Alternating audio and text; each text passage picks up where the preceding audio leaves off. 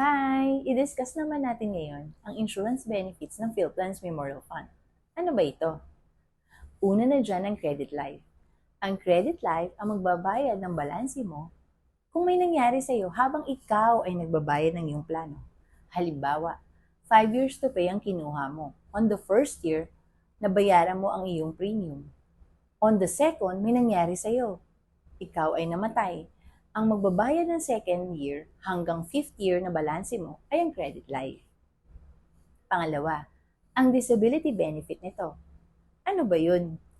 Halimbawa, ang plan holder ay nagbabayad ng 5 taong plano. Noong ikalawang taon, siya ay na-disable. Ito ay total and permanent disability.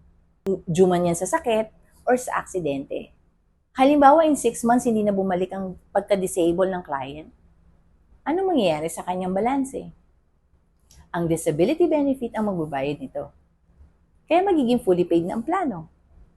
Pangatlong insurance benefit, accidental death. Ano ba ito? Halimbawa, ang plan holder ay nagbabayad ng 5 taon. On the first year, nakabayad siya. On the second year na siya ay magbabayad, siya ay na-aksidente. Anong mangyayari do sa plano?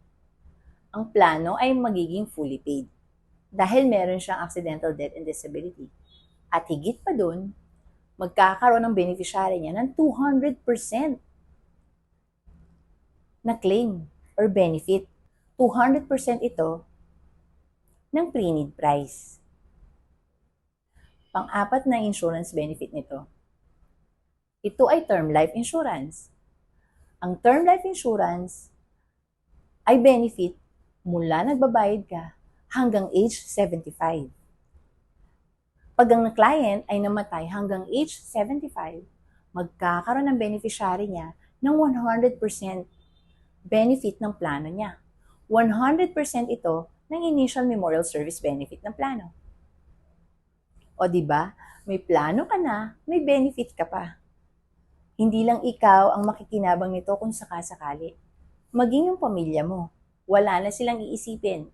Ika nga nila ang tagline ng PhilPlans, iiyak ka na lang. O hindi ba magandang plano? Ano pa hinintay mo? Kuha na!